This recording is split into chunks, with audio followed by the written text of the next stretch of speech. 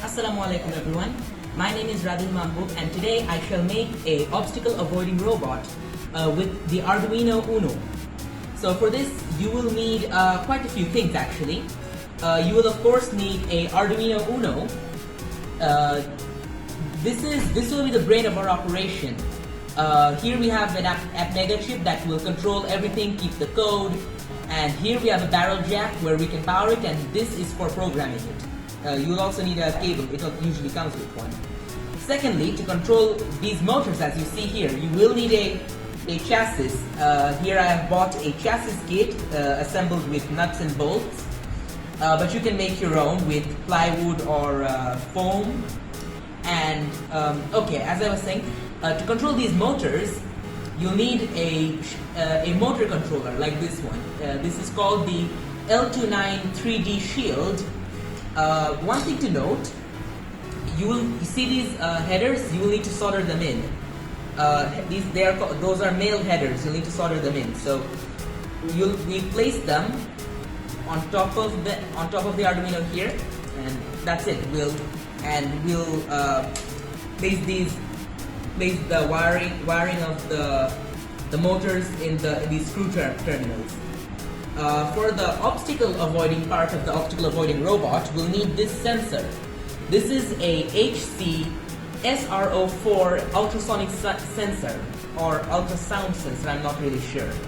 So this sensor, I think, yes, you can see a tiny T over here and a tiny R over here. So in action, this I can call it this I will emit a sound frequency that is too sharp for us to hear.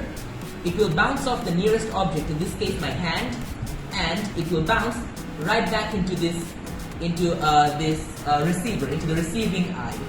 And through these 4 pins, it will transmit the time taken for that ultrasonic wave to get emitted and get received. And to connect, and also we will need this, a servo motor. I am using the MG90 model.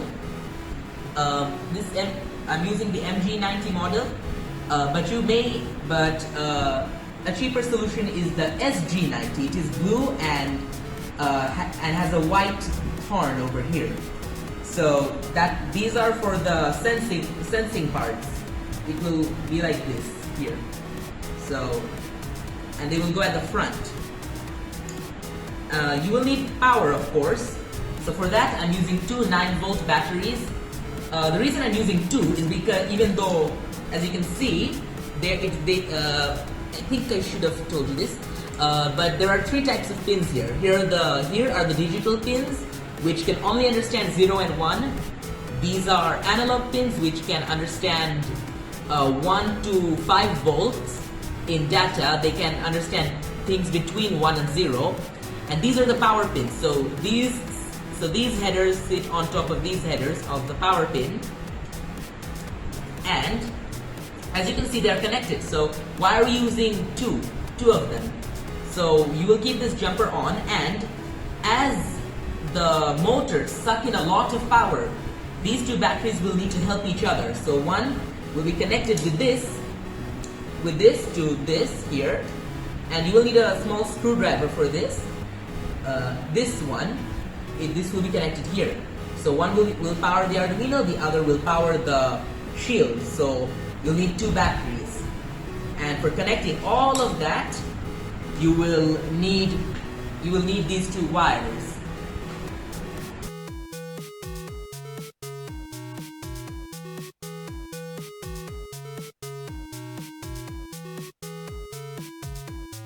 Okay, so I finished assembling the obstacle avoiding robot. Now, here's the sonar sensor, and if you look down, here's the servo motor.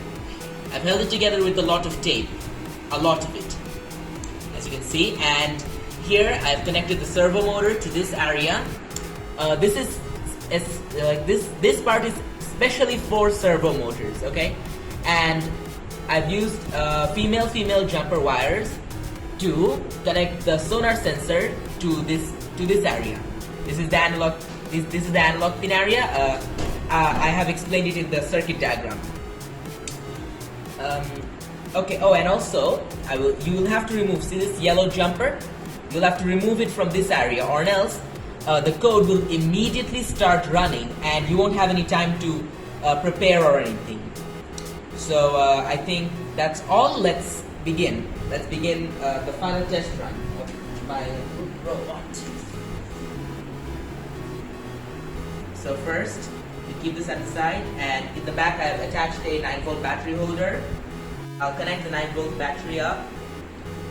As you can see, the green LED is on, so the motor driver is working. However, the Arduino is not getting power. For that, we have the small jumper. Connect it where you disconnected it, and there you go. So it checked which side has more space and turning towards the location with more space.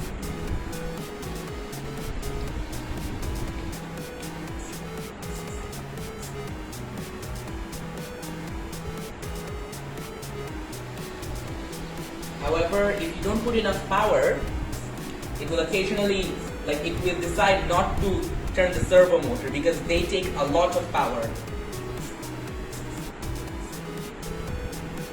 As you can see, sometimes some of the parts may just malfunction for a few minutes, but they'll work eventually.